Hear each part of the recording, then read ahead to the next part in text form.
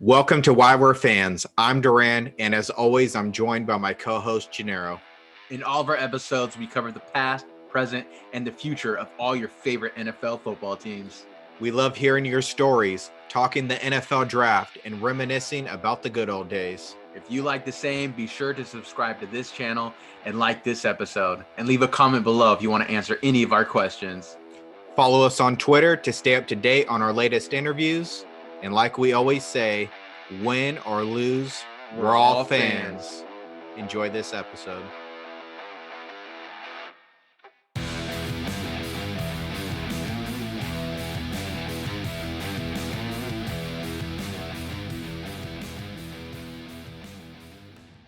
And welcome back to Why We're Fans. Thank you so much for joining us today. It's Gennaro and Duran, your host as always. Duran, how's it going, man?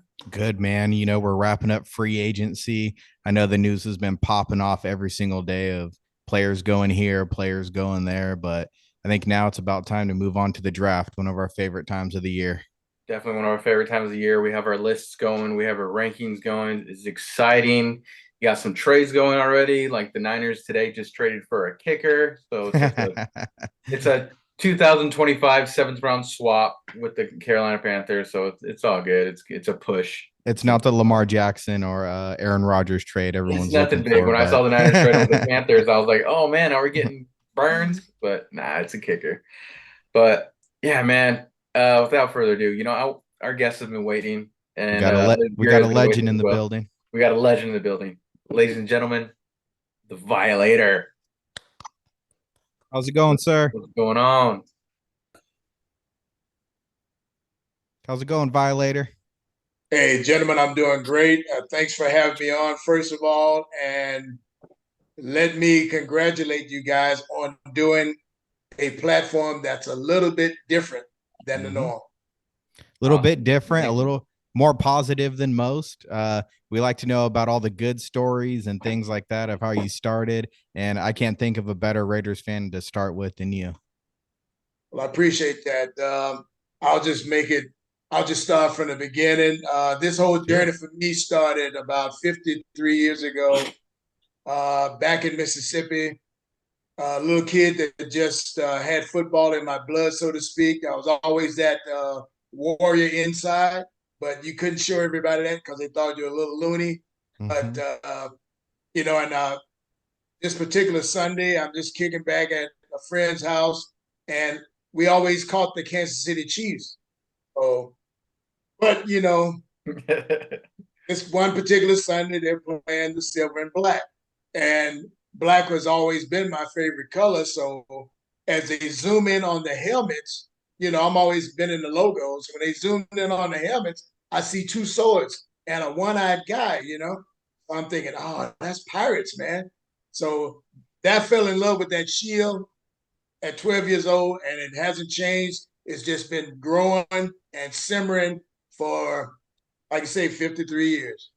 That's awesome, man. That's longer than both of us been alive. So that's amazing how far back that's been going back, man. A legend. He comes from Mississippi.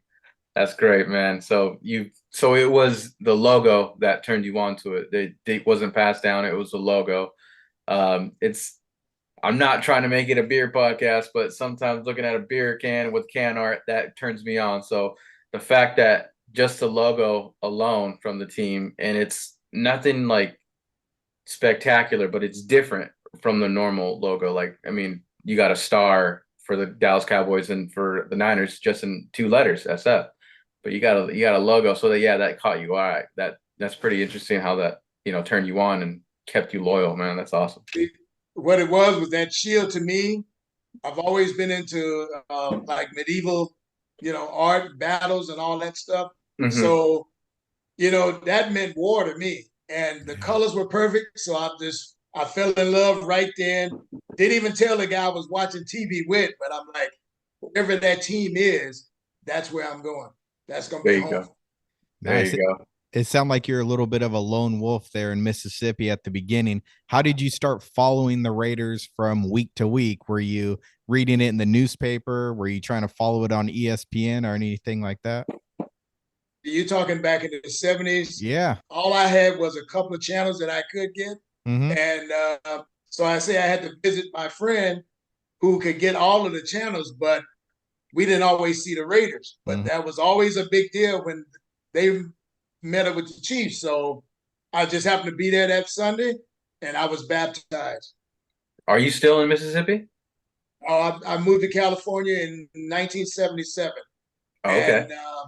and you know I had my little setbacks and what have you, but once you have a dream, and this is what I wrote in this book back here, you follow that dream because that dream is a seed. And once you plant the seed and it gets wet, that's when the growth starts. What's that? What's the name of the book, and where can we find it? Let everybody know. The name of that book is called The Walk Footsteps of My Journey. So it's about my childhood up until 2019 when the team moved from Oakland to Nevada. Oh, And you wow. can get that at my website, moto-sports.com, personally autographed. We'll put that down for sure. We'll let everybody know where you can find it. Put it in our description. So click it, buy it if you're a Raiders fan, or if you're just a fan of other fans like us. Be sure to purchase that. Every fan knows a Raiders fan. Oh yeah, for sure. So it started with you being a Raiders fan. How many generations have you inspired? Do you have any kids, any grandkids that you've passed it down to? Definitely pass it down to the kids. Two sets of kids. My grandkids, they're still a work in progress. Been blessed with three so far, and can't wait to get that, rub some of that on them. You know what I mean? Yeah. That's one of my mottos. Get some on you. That means get close enough. I'm gonna leave something on you. There you go. There you go. You got to inspire the children, man. You got to be thinking right. I mean, if you want to throw in a Niners fans in there, that hey, I won't be mad at that. But here's the deal. Since you mentioned that, here's the deal. I'm just an ambassador who've had the pleasure of meeting people that from all walks of life, from all around the world, who in a normal situation, I would never even have conversations with. So this has been like the best ambassadorship that and you mentioned generations a few minutes ago. Since I started dressing up for the games in 1991, I guess you could say I know three generations of fans. Yeah. So that's it's awesome. pretty wild, man. It's pretty wild. And now a lot of those young fans are now adults with their own families. So you can put four in there. And it's just the stories that they pass down about meeting me and how I was with them, that the kids, once they meet me, and I guess they test me, so to speak, just to see if I'm any different than mom or dad or grandpa described me. But I'm just saying, man, only time you see me acting like a maniac is when the game's live and I'm pissed off. I'm assuming you're a season ticket holder. I want to know how many years you've been having that going on for. You know what? I had season tickets for 37 years. Wow. And when they moved, it was like I was evicted because there was no way I could afford to sit where I was, front row right there. No way I could afford it, on my retirement. So now I'm just a game to game type guy, man. There you go. So when did the face painting start, and what inspired you to start doing that? Because I gotta say, man, when I was a youngster, it was only the Raiders fans that I've seen getting wild and crazy with the face paint. I haven't seen a lot of fans do that. I mean, yeah, we going to the Niners games, there's people that come, I just went to a Dolphins game when they're playing against the Dolphins, and you get some wearing fins or whatnot, but you never see anybody dressed like Raiders fans. You've seen Darth Vader's out there, you've seen the Violator, who we're talking to right now, with his face paint. It's what inspired that? Well, see, that goes back to that childhood again. That spirit. I just call that my that says alter ego. That's me every day. That's my spirit. That warrior mentality. Always was smaller in height, so I always had that chip on my shoulders, being that guy that was looked over because I wasn't tall. So there's other ways of getting you to notice, your persona. So that whole face paint deal is just a tribal ritual, like when you're getting ready to go to war. Yeah. And the first day I did that, September of '91, at the LA Coliseum, I would see parents grabbing their kids, like, hey, don't go over there by that crazy man. And at that time, it was 4 of us doing that. And LA had never seen nothing like that. I think our wildest guy was Rainbow Man, which is a good friend of mine. He was about the wildest thing in there. So we started doing that because LA Coliseum was big, but it was never full until we played Dallas, San Francisco, Cleveland, and Pittsburgh. Wow. And of course the AFC West. All those were like those were like pure gladiator games back in the days, man. And so we just made a vow that this is how we were going to come to the games. Hell yeah. And me inside, whether they fell off the wayside or not, this was my mission. It became a personal mission for me to change the way fans, I guess you say, conducted themselves on game day. There's a certain level of passion that you can bring out just by daring to walk outside of the box, so to speak. Love it. Do you remember the first live game you attended for the Raiders, and was it the LA Coliseum? I forgot who we were playing. I want to say Seattle because back then we were bumping heads pretty good. But it was a home opener, and we couldn't wait to unveil it because the previous season they kept bugging us about, why don't you guys ever sit down? And you guys are so loud. I'm like, there's a purpose to that. I went to college at Jackson State. So football was like religion, and watching guys like Jackie Slater, Walter Payton, Robert Brazile, Ricky Young do their things on Saturdays. Those are like warriors, and you see them on campus, and they're just walking around like gentle giants, man. Yeah. So it's kind of a lifestyle.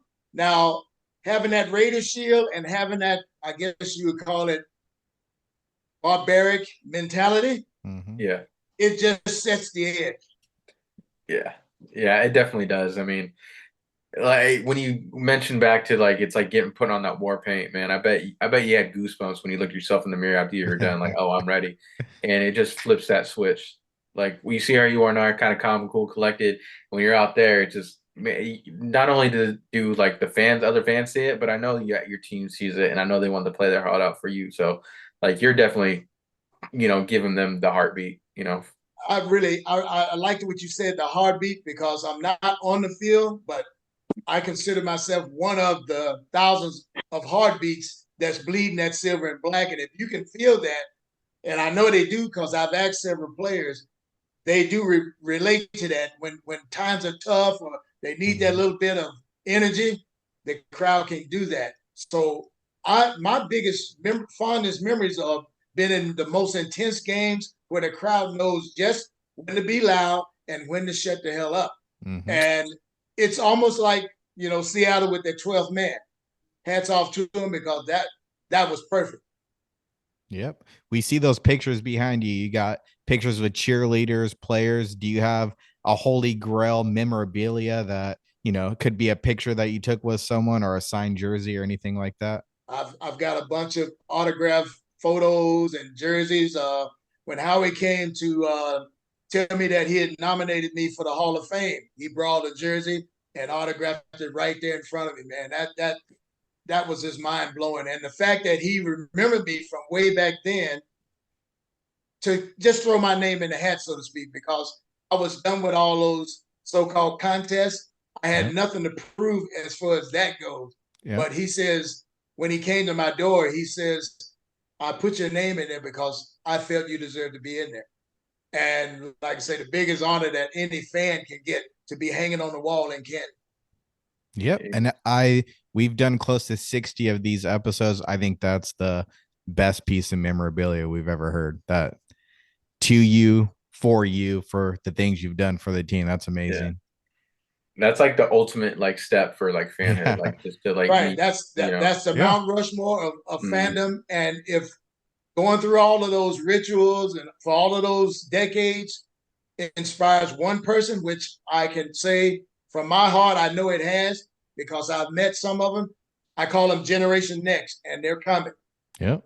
Oh yeah, for sure. I mean, damn man, especially with a guy like Howie Long. I mean, he talk about generations. These sons are even beasts. But man, Yeah, he yeah. was just so mean to watch. And like you see him now, like he's just kind of calm, cool, collected. But you know how he was back then. I mean, even in his acting career, he always played the bad guy.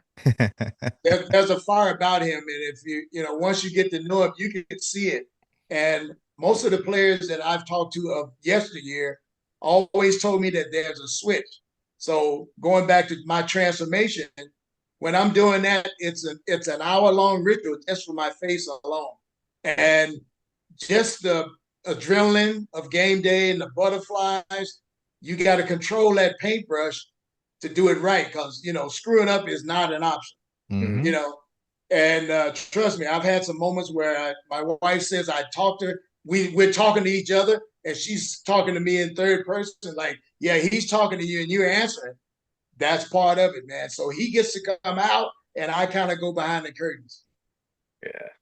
Love So it. has the face paint always stayed the same, or have you tried to change it up at all? You don't need to change it when it's a classic.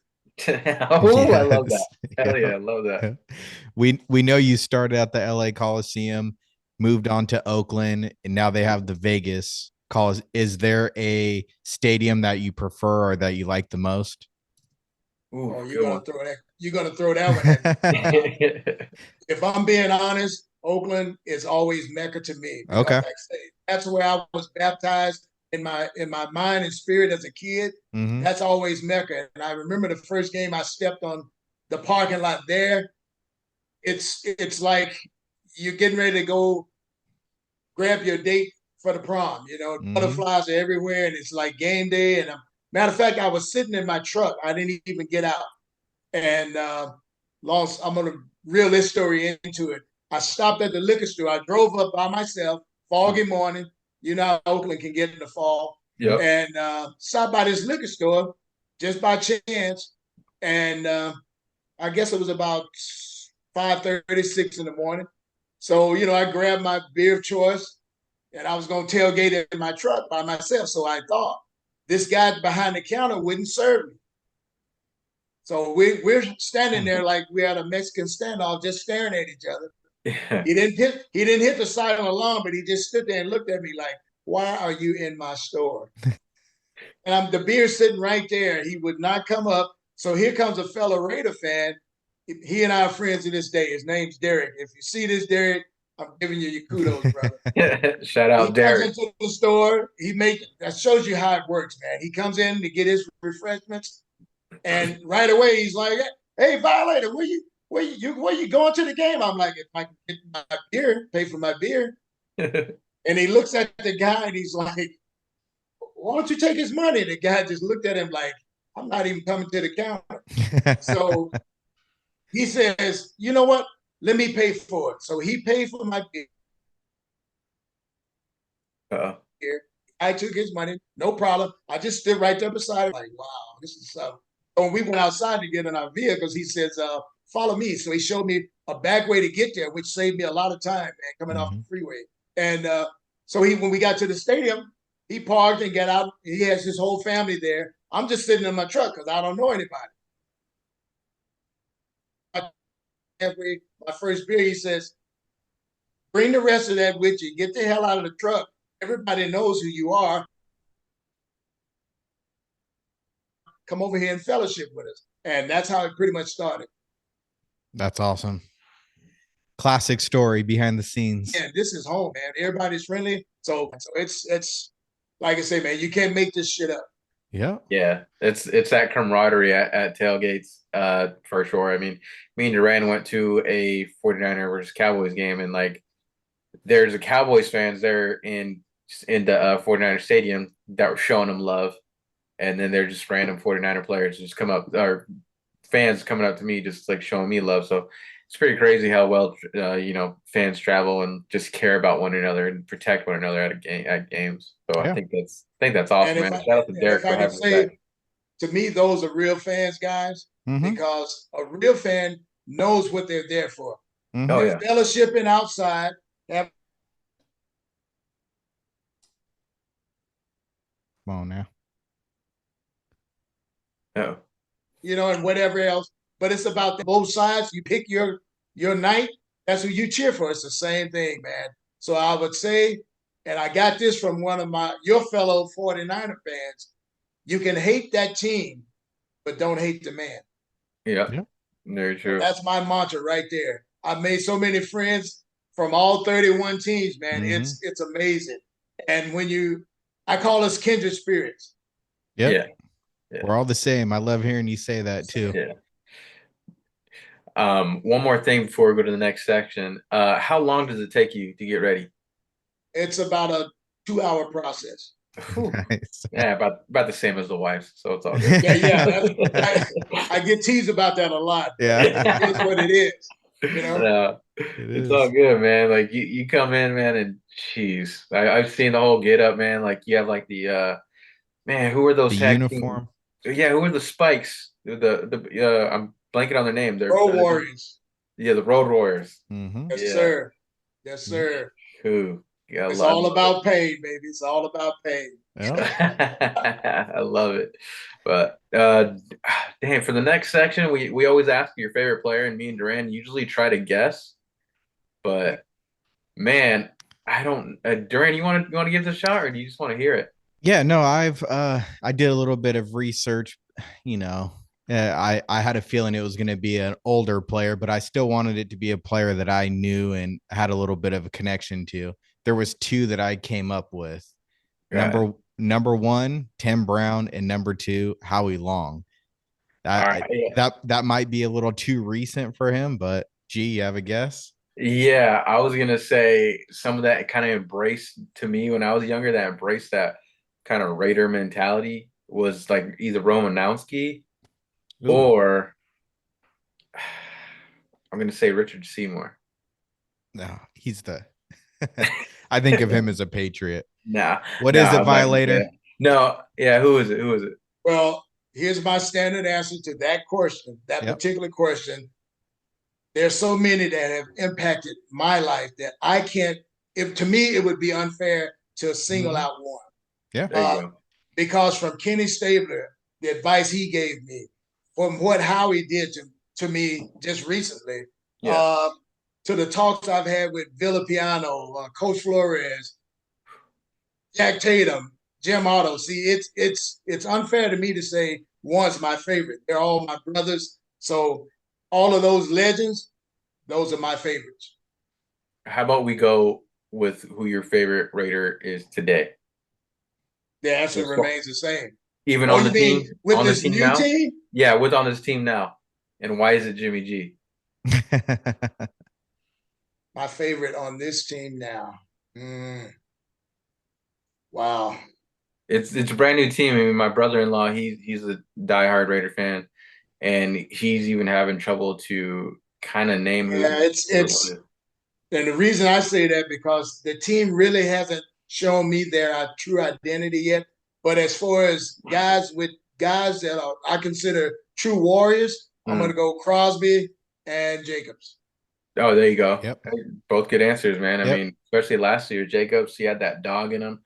Always battling that shoulder injury, and then Crosby, ever since East Michigan, nonstop, ever ready, motor.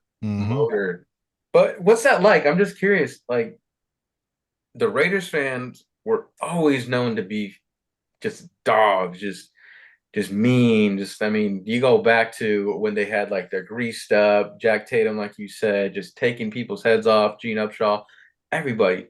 Like, what's it like from going there to like now? Like you've seen it live. Like we've just seen it like on replays. Like you've been there at the LA Coliseum, the Oakland Coliseum to Vegas. Like what's that transition like? Good question. I love that one, brother. Here we go. All that stuff that the myths and the stories of old, 99% were true. It was a mindset that these guys played with. Now, mind you, I'm going back pre-free agency. This was before free agency. That's when I saw the shift happen. So anyway, this whole image that Al come up with, the image of the we'll call it blue-collar, gritty team, and he knew they were going to be like the redheaded stepchild of the league. So the players that they brought in, had that mentality. That's nothing you can coach. Either a cat has that nasty about him or he doesn't. Most of the players that we brought in, whether they were receivers, punters, or long snappers, were nasty. And that's what I remember. You know, they were just straight up junkyard dogs. Like it was just like junkyard dogs, man. Like you weren't the same after you were playing them. Like you weren't the same. Like somebody was hurt. Someone was walking funny. That's it. That's it, brother. It was about the pain, man. And that's how that lore of, oh, they played dirty, this and that. No, they just gave you that little extra. It was a East Bay mentality. I'm gonna put it like that. I'm gonna give some love to the East Bay. Yep. That was that East Bay grit. Who said it? It ain't cheating if you don't get caught. Well, that's Raider rule number one. We ain't cheating, we ain't trying. Are there any players that you feel like were a little bit underrated or deserve a little bit more shine, or recognized today? Today or no, from the past that deserve a little bit more recognition. There's a few that I'm just gonna name off the top of my head. Yep. Wow, here we go. Man, I went brain dead. Mike Haynes. No, not Mike Haynes. Mike Jones, one of our quarterbacks. Otis Sistrunk, really, if you want to get real with it.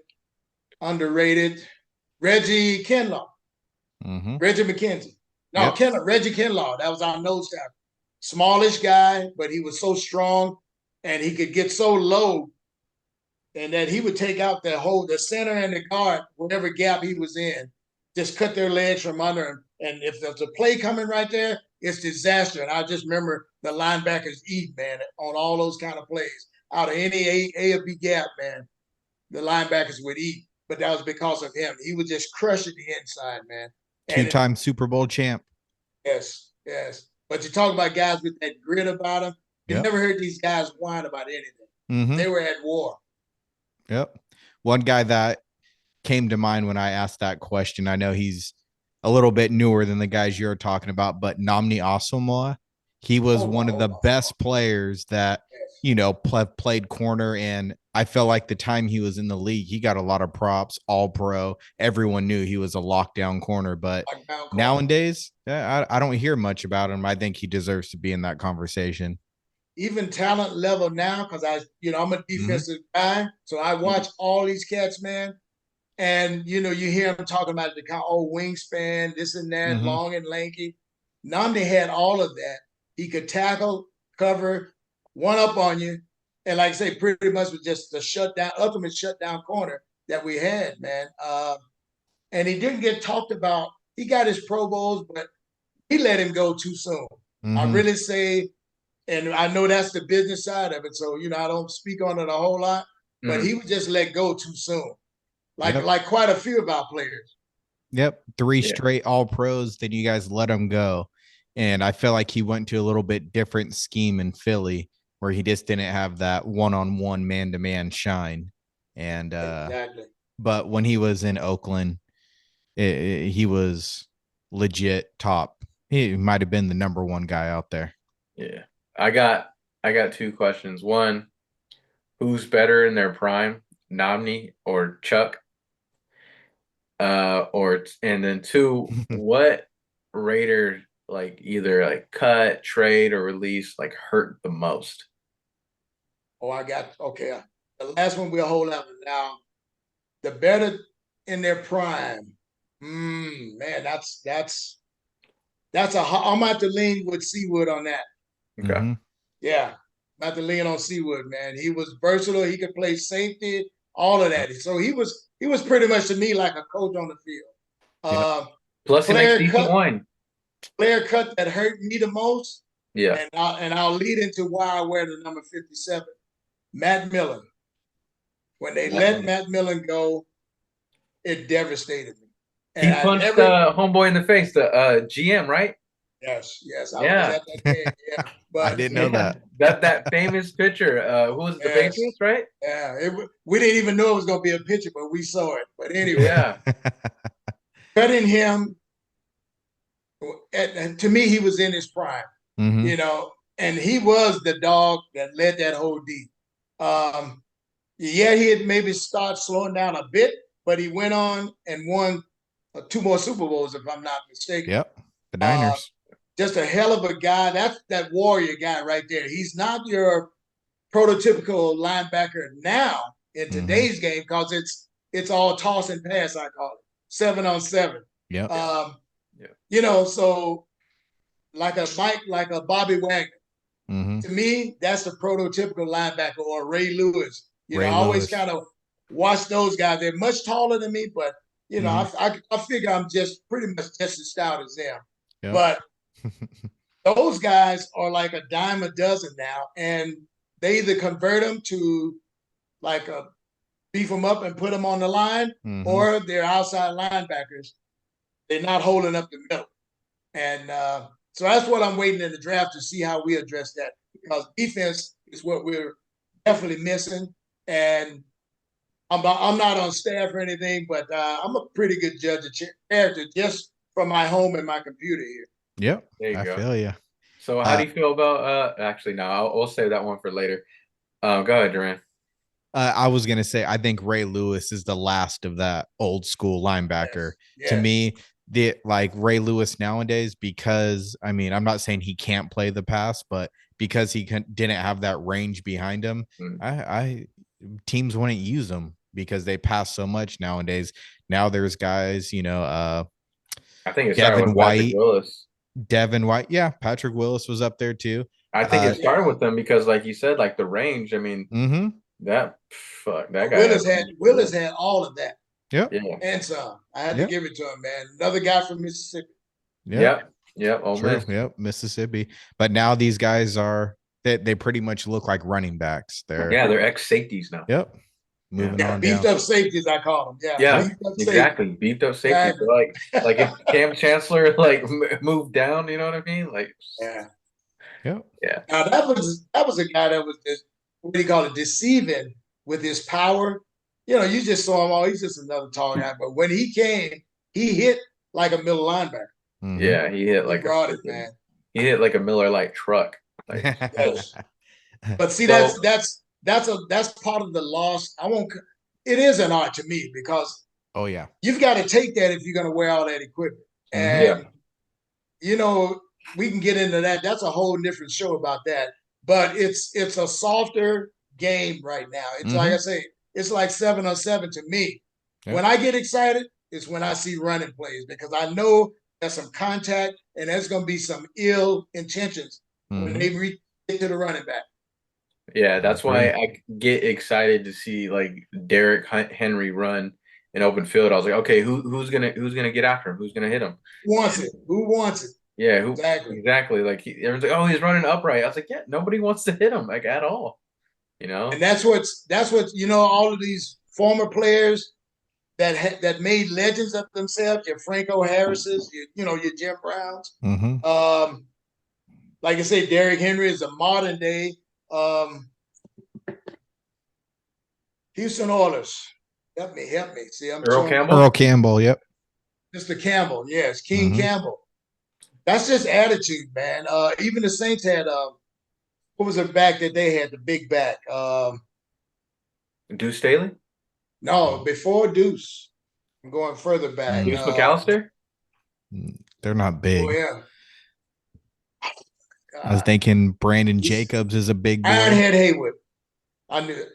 One more time. Say it one more time. Cam's dad. Cam Hayward's dad. Yeah, Cam's dad. Yeah. Okay. So, because playing linebacker in high school, that's your assignment as a running back. And so I just love watching those battles, man, because if they get to the next level, and like you say, when an Earl Campbell busts through, who's going to be up there to greet it? Yeah, who wants some of those thunder dives? Hell no. Or he would just drop the shoulders too, man. Ask what was it? Isaac. Oh man, for the Rams, linebacker for the Rams. You guys probably weren't even around, but I'm sure you've seen the highlights. He almost caves this guy in. Yeah, just blows his head. Isaac Robinson, I think, something like that. Oh shit, man! You can't even ask like. And this guy was a stud. He was no walkover. But when he met Earl, it was just like son, get off the tracks. Kind of like what Bo did to I got a Bosworth. here. Yeah, Bosworth. I got that up there. Yeah. Love yeah, it. man. I got one more question for Players G, and we can move on if you're ready. But I just want to know, it sounds like you've met a lot of these players. You've talked to a lot of these coaches. Who's just the nicest guy that have always made time to contact and talk to you and just seems like a down to earth type of dude? Tom Flores. Tom Flores? Tom Flores. Bar none. Yep. Tom Flores and Jerry Robinson.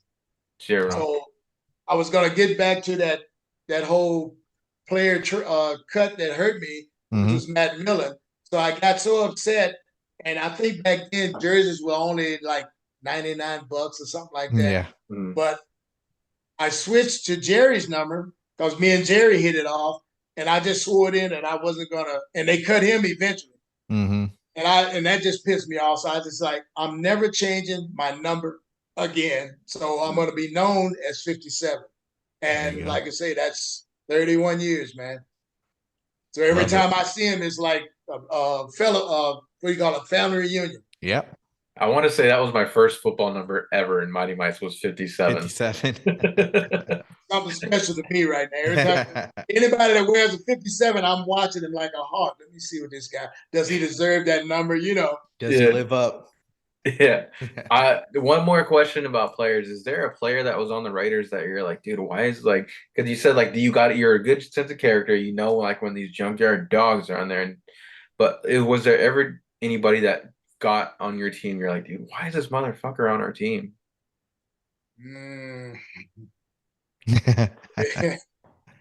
Let me see. You can plead the fifth. Yeah, I might have.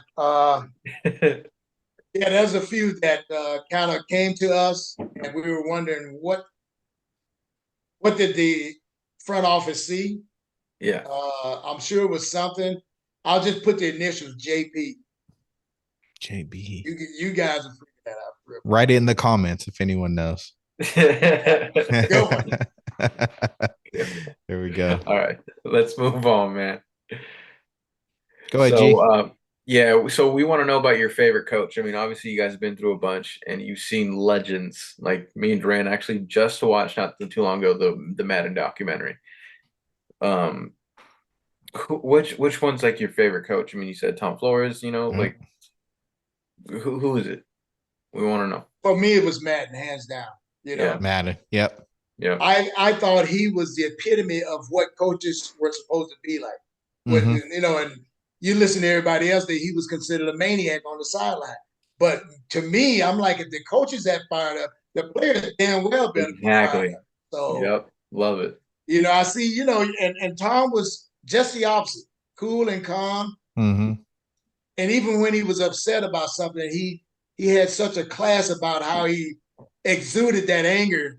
It was like, he's not, you know, we'd be in the stands like, he's not that upset about it. What? John would be stomping around and getting at the referees. So John Madden, to me, is the epitome of a coach. Yeah, I think he kind of set that example for us growing up, G, watching him in the booth and teaching us football. And he's a legend in two areas, coaching and broadcasting. It's definitely. Yep, I don't see many guys coming close to Madden in that respect. Yeah. And in the real world, there's the first one, the first and only, and then everybody else is trying to kind of like fill those shoes. Yep. He's left his footprints in the football world. Video game world. Can we give one to John Madden right here? John Madden. John Madden. We love you. We miss you. Yep. Love you. There we go. Yeah, man. Like you said, he was like a teacher. I mean, everyone always clowned him. Oh man, he's drawing all over the rug. But to me, as a kid, it's like, okay, you're teaching me that because he wants to go here. And that like got in my head. I was like, yeah, like I would want to go there. Okay, I get that. Maybe kind of understand the game even more so. And watching these professionals do it, and I was like, okay, these guys make mistakes, so I can make a mistake. But at the same time, like my pops, who is a Niner fan, he'd be like, dude, like, listen, are you listening? I'm like, oh, yeah, listening. You know what I mean? Like, so he just had a way of getting his message across. You never really saw him like really going at a guy personally, but he would tell stories. He would tell them, like my mom would do me all the time, tell me a damn story. I don't want to hear all that. But that's the way he planted seeds. Like I say, he was just a natural teacher. So, there's a saying like those that can't do teach. Now he could play, but his injury caused him to shift, and Al gave him that opening as a young guy. I think he was our youngest coach hired at that time, but he just took it. Now he put the right guys around him with his staff, and like I say, they all just had that grit, man. It was no glamour. I remember when the team moved to LA and they were saying, "Oh, they're going to turn Hollywood." I'm like, I don't think so, man. Because they just had that grit about them. Now, LA was gritty in its own right, but a different gritty. Yeah. And,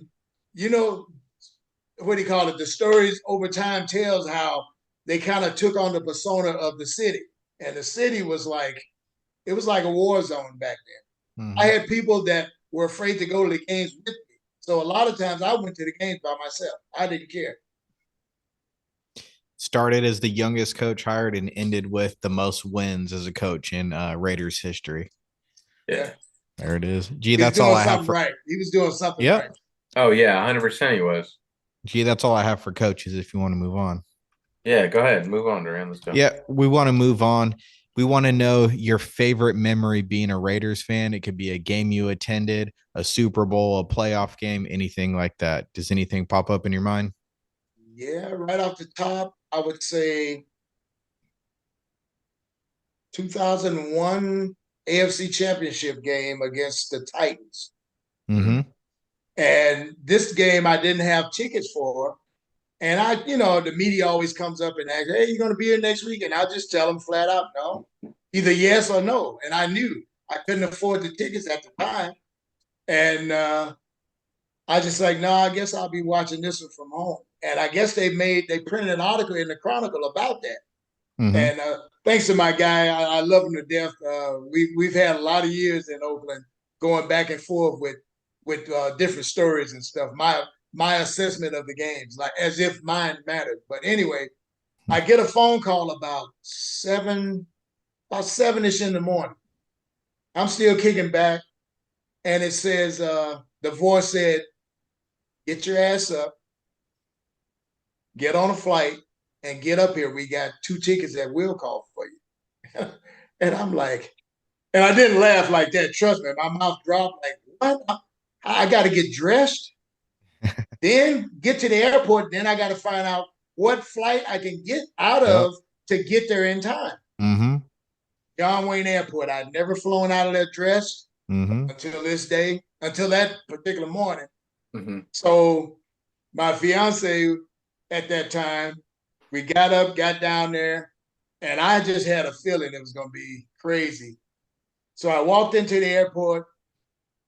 I'm quiet, but I'm fired up, but I'm just like being quiet. So we get in line, and that whole section of Southwest just went to like, you thought you were in church. And they had started spotting me, and then everybody in line's turning around. I'm like, oh, shit, here we go. So here's a guy comes over, one of the security comes over and takes me up an elevator. And that's where the madness started. They were thinking, oh, this guy's got to be a terrorist or something.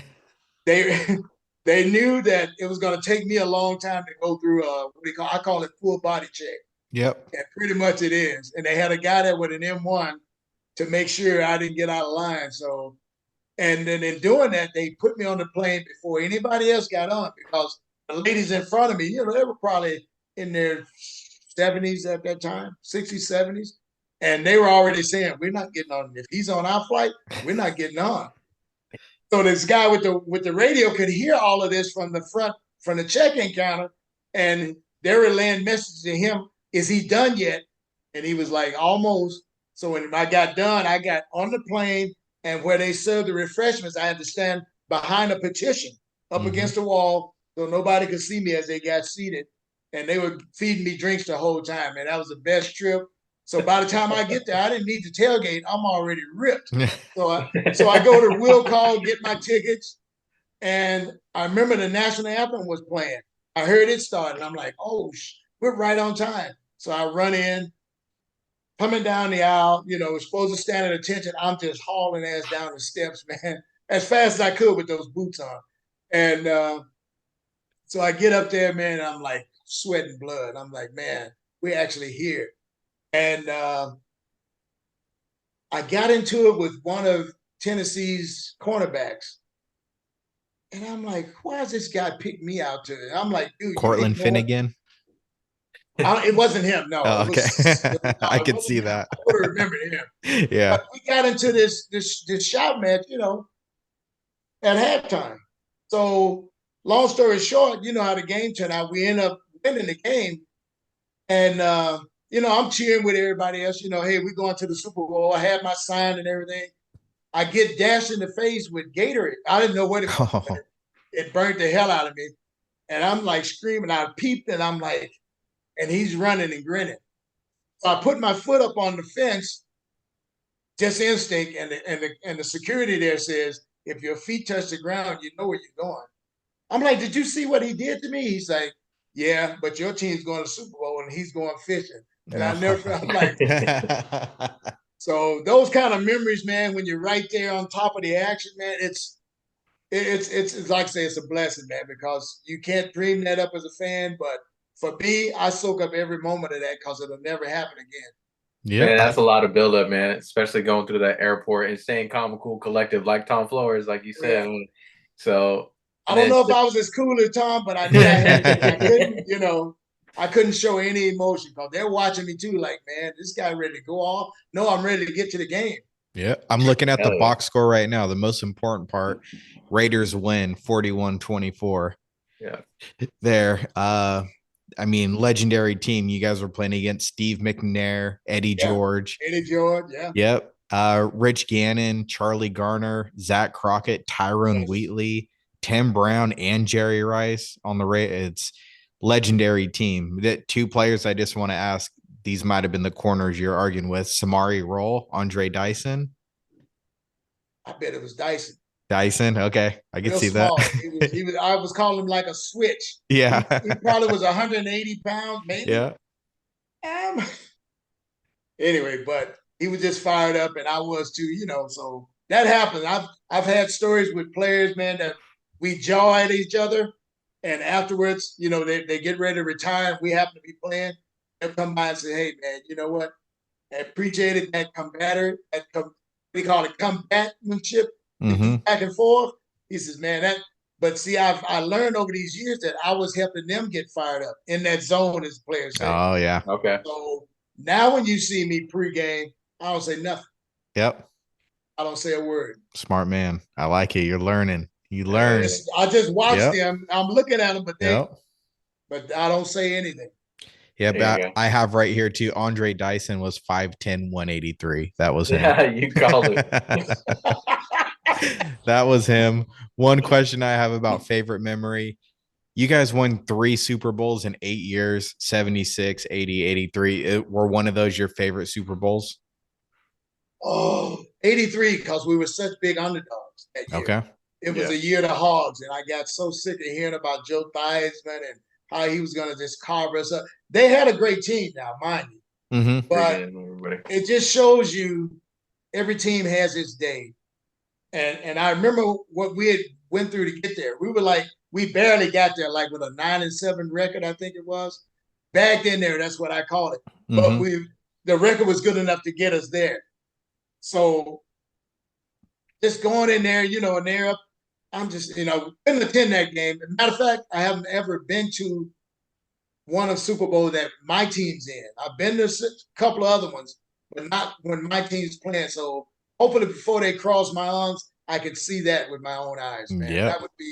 That would be the tip of the iceberg for me. Yep, I feel you. Look at the players that we had then. You're talking about a younger Howie, an aging Alzado, Jack Squirick, Blunkett, Branch, Freddie. These guys were no joke, man. So it's just, and they always show that one play that would Marcus just kill him, but the defense rule the day. And that's why I say all these guys make the fuss about, offense, defense wins championship. Yeah. And You that was see the it year every that year. our defense took over that game. They rattled Theismann so that he wanted to take himself out, but he couldn't on that big stage. But when they opened the gates of hell, it was over.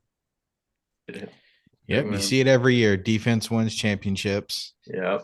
I'll stop you when you lie, man. That's the truth right there. And here's what to me what holds merit to that. Your offense doesn't have to put up 40 points in the Super Bowl. If that defense is giving you opportunities, every score you get, and they're blanking the other team, oh man. Yep. I'll go back to the 85 Bears team. They were like that. Just a bunch of dogs, man. And Dicker had them like whipped into shape. Yep. Just last year, me and G, Cowboys versus Niners, both teams scored under 20 points.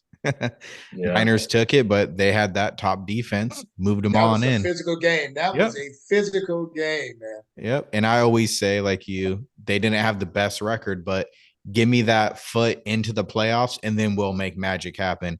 We've seen it with the Giants versus the Patriots. Anything playoffs like a new season. That's a new season. Yep, None of that stuff matters. We're there. Who's ready to dance? Yep. I think the year the Patriots went undefeated, the Giants were the wild card. They go in, make some moves, and then they end up beating the Patriots in the Super Bowl and break their break that undefeated record. Yep. So just get my foot in there. We'll do on the a rest. helmet catch. Yeah. David Tyree. Yeah. Go figure. G, anything else for a favorite memory? No, nothing else for me. All right. So on to the next one. Unfortunately, with all the good memories come bad memories. I mean, there's Super Bowls that you guys have lost or players that have departed or retired. Is there anything that comes to mind for your worst memory being a Raiders fan? Worst was the Super Bowl against Tampa. Yep. Gruden just got traded there. Yep. I think I'm trying to think the coach Callahan was our head coach then. And so Gruden goes to a stacked team. Remember, that was Tony Dungy's team. He had arranged all that. So he goes to a Super Bowl ready team and he knows all about sequences, all the ins and outs. And story goes that Callahan was too stubborn to change anything. We're ready for him. And as the game goes, if you guys watched it, you could see that as each quarter went, they start tightening up.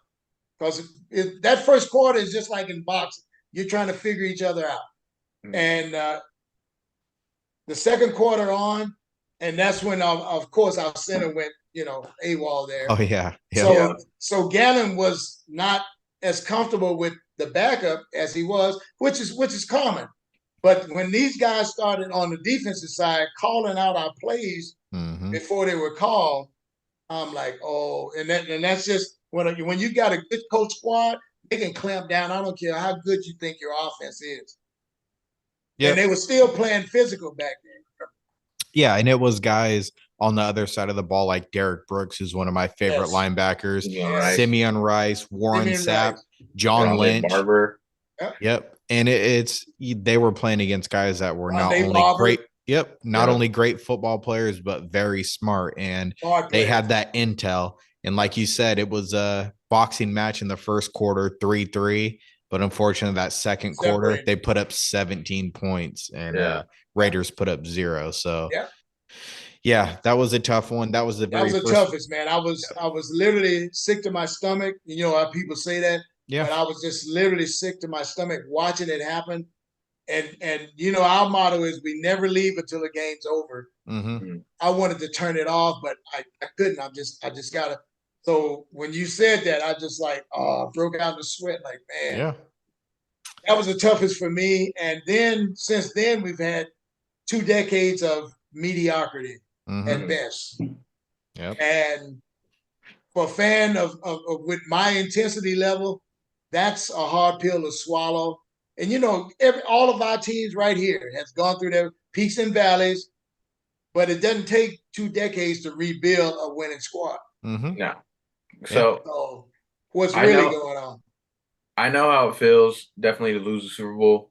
I've gone as a fan, not me personally. I've never been on the team. I've been a fan of the team. So 2 in my lifetime that I've seen, 95. I kind of remember sort of when we played the Chargers. But that feeling right after, what was that feeling like? Because I know both times when we lost, like I just hit the ground. Like I literally cried when we lost against the Baltimore Ravens. And then the memes that you see, the memes of I think it's Michael Jordan they use a lot, that sad face. Yeah. Mm-hmm. That's how I felt. The media has even caught pictures of me like that when I know we're getting our asses just stomped, and they know that my face says it all. My friends that see it, they said, "Man, when they showed you, we already knew the game was lost." Yeah. And it's you never accept losing, but losing is part of winning. Mm-hmm. And without one, you don't appreciate the other one. So I'm hoping that our younger fans who haven't ever witnessed a team being on top can see that, and it will tie the modern history, the modern days with the old history, because they hear us, why are you guys so dedicated to it? Because we've seen them be great. And once you pick, like you guys, you never say, oh, I'm going to switch to some other team because of a player or whatever. Once you pick your colors, you hold on to them. Yeah, definitely. Like once you start off with the fandom, man, you got to stick to it. You got to have that loyalty to a team. Yeah. And like you said, no matter what happens. And there are casual fans who are just, we call them the fair weathers. Mm-hmm. They don't really care. They're there for the festivities, but that heart is not bleeding those colors. Yep. They win. Oh, okay, we'll get them next time. And that's the worst thing. I'm going to put it out there. They come up and say to me after a loss, we'll get them next time. Yeah. I will pretty much snap. Yeah. Right, yeah. And I always feel like being a dedicated fan, like we all are, it'll pay off one day. We will see. You have to believe it. Yep. You have to believe we will see the top of the mountain one of these days in all the years that losing. I mean, shit, all three of our teams, 20 plus years, it's going to pay off one day. Yeah. And believe me, I'm going to be wearing the hat that says Super Bowl champ. I'm going to buy 3 of them. I'm going to wear them forever. It's going to be a state, how we all are. It'll all pay off one day. Yeah, exactly. It's definitely. Yep. So you may want to take a drink for this next question, but because I'm just curious, what hurt worse? Was it the tuck rule or was it the loss of the Super Bowl? Hold up, I need 2 for that.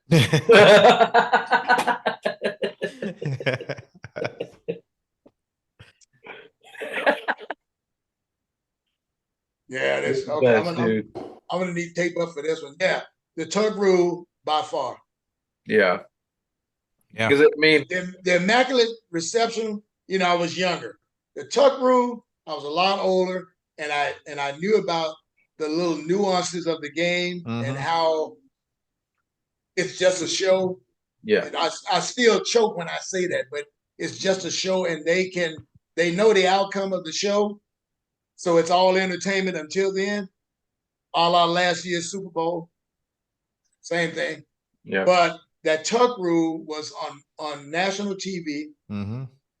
All we had to do was win that game, and we're there. Yep. So it was a switch of one dynasty starting, but it was this one.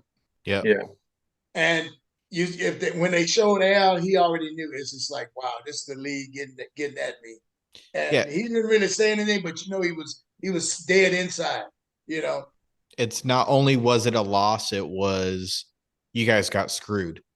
Yeah. Oh yeah. Pretty much. Yeah. The game was you pull a rule from the bottom of the rule book. It's on the last page, never been used, but I call it applied science. And if you guys listen to my podcast on Wednesdays, NFL Nation Live, my co-host is an ex-official, and we get into all of that good stuff. So, like I say, man, but knowing that the tuck rule still hurts because, they just went on that run, that magical run. Mm-hmm. And I'm thinking that was the start. We had that winning team now. It was ready to go, and it was all just pulled from under us, man. Yep. Yeah, man. But that one hurt me the most. I still haven't gotten over that one. Yep. I think it was like close to C was last year too, with the Raiders. Hang on, the first stint anyway. Yeah. Des Bryant catch The no catch, that one will always hurt me too, no matter how many times I see it or what. And I hate that they officially went a few years later and said, "Yeah, actually, that one was a catch." But Right.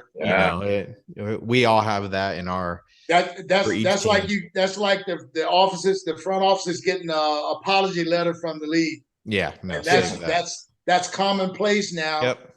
But yeah, it is what it is. Like I say, it still doesn't change the passion that I have for the game, the sport, even though it's a show. Yep. It's what else you want to be on game day? Yep. Yeah, exactly. Like you said, it is what it is. So let's not dwell on the past right now. Yeah, let's focus on the future. Man. Let's focus on the future. Let's focus on the positive. You guys got Jimmy G now. Let's focus on the future expectations. What are your expectations of this new team with Jimmy G at the helm? You know what? It's kind of premature, that one, because we know what Jimmy's capabilities are. We've watched him up close. And, he's got this, what do you call it? The whole he can't stay healthy a season kind of a thing going. And I hope I know he's got it in him. He's going to prove people wrong. Injuries happen all the time, and it's very unfortunate. But until the draft is over, and I can kind of assess who we brought in, it's kind of premature to say. Now, offensively, we should be able to put up 40, 45 points, no problem. On paper. On paper. Yeah. Defensively, right now, I would just say to be determined. Yeah. So, but still, as a fan, I'm looking for at least a 10-win season. That's respectable to me. Yep. You guys have 10-win season, playoff win. Yep. You guys have one of if not the best wide receiver in the game. You guys have the league's leading rusher at running back. I mean, the offense should be dialed and ready to go. Work on defense. Coming up in this year's draft, you guys have the 7th overall pick.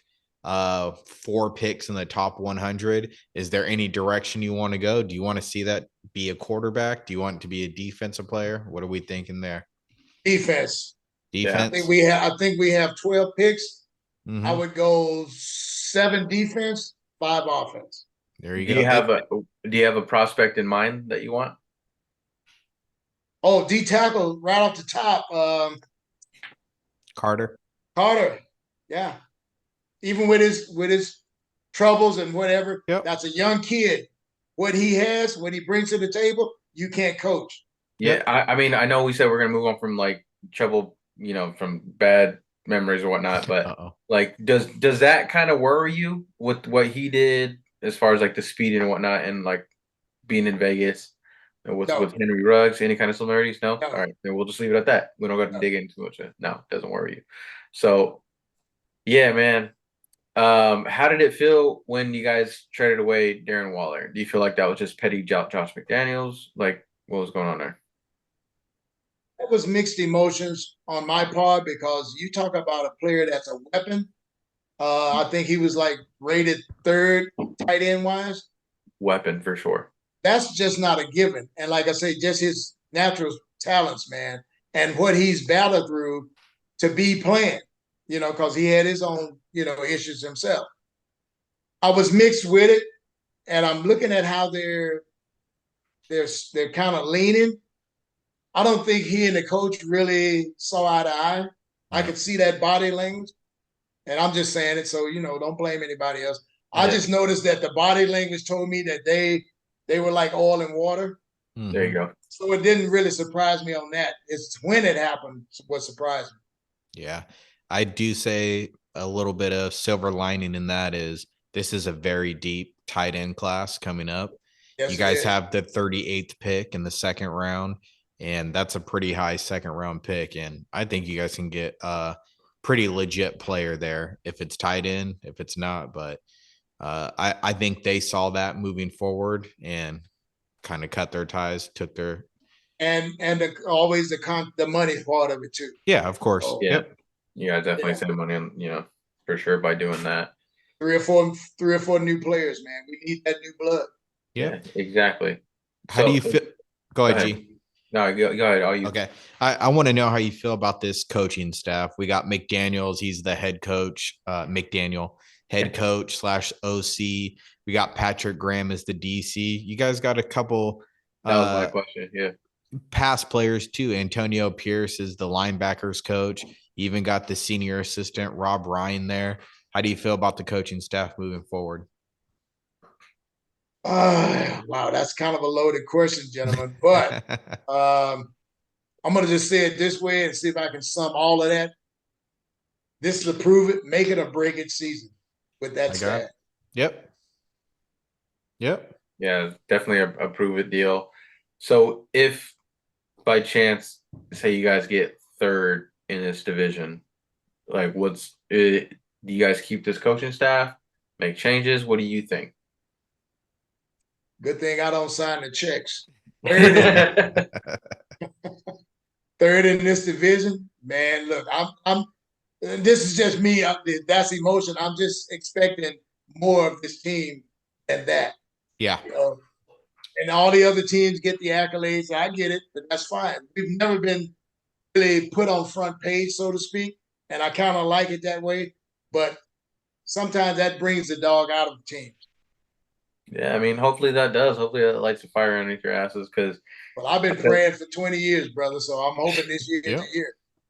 I tell you this much, man, because like when we hang out with my brother-in-law, when he comes over to watch some prospects and whatnot, I'm tired of him moping like, man, when are the Raiders gonna do this? When are the Raiders? Like, man, just give it a second. You gotta keep the faith. You gotta keep. Yeah, he definitely is, man. Because I keep on like joking around because he's from Cincinnati, so I was like, man, just become a Bengals fan. He's like, nah, man, I'm staying loyal, man, loyal to the Shield, man. Shit. And most of us get, what do you call it? We get anxious with the process. Yeah. Like I said, before I could answer that previous question, I would have to see who we drafted, who actually makes the squad, and then I could answer that just on what, like I said, what I see on paper. Right now, we're dreaming. Yep. You know, we're hoping we get a lotto pick, even in the later rounds. That's a future Hall of Famer. You don't know it till you get him in there. Yep. Exactly. I mean, you guys drafted Max Crosby just for depth, and look what happened. You know what I mean? Right. But see, he's a pillar. He's a pillar, and he came in with a chip. And like I say, I don't know what he's using, but I need some of it, man. But that's dog. You can't coach that. Yep. No, you can't. You can't coach that. Can't coach that hard. And he's so humble. He's given all the accolades to Chandler. Now, I can see that from a leadership role. That's respect for what Chandler's accomplished. But right now, Chandler is looking at, wow, that's what I used to be like. Mm-hmm. Yeah. It's like I'm watching Passing of the Torch. Yeah. So on this team now, let's say, like, I want you to focus on one player. I want, like, shout out to Kobe. This is what he did to a bunch of players in the league. He called out players like, "Hey, you need to be an MVP. You need to be top scorer. You need to be top in rebounds." I want you to call out a player on the Raiders and have them do like X, Y, and Z. Like, I want you to call out a player. Jimmy. Wow. If I call, well, I'm gonna go at Jimmy right now, since that's easy. That's a low hanging fruit right now. Call his ass out of the bunny ranch. Be like, hey, I've watched all your interviews, and you saw how we welcomed you into the dark side. Be that leader that I knew you were when you left EIU. My son, you see this picture, he played up there. Jimmy is a legend there. Yeah. Be that leader, bring these guys together, and let's go get that trophy. Love it, G. I don't think we could end any better than that. No, definitely not. So with that, I mean, for us, you guys can follow us on our channel, Why We're Fan Pod, on Twitter. Share and like this video for sure. Subscribe to our channel. Mr. Violator, go ahead and promote your podcast, promote your book.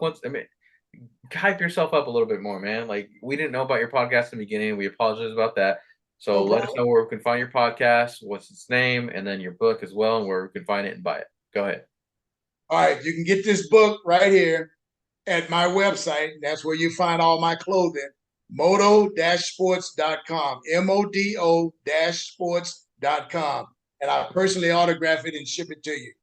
My weekly podcast is on Wednesdays when we kick the season off. It'll be right before the draft. NFLNationLive.com on Twitter and YouTube. Wednesday night, 6 p.m. Pacific. And other than that, gentlemen, hey, best of you guys. Best of luck to you. Keep being positive on your platform, man. It was a pleasure for me to come and break bread with you. We appreciate it. Legend in the building. Thank you so much. Thank you so much. Until next time, good luck this year. We appreciate it, Violator. Thank you guys. Until Have a we good see one. each other. Yep. Yeah, oh yeah. Cheers. Cheers. See you in the Super Bowl. You got it, bro.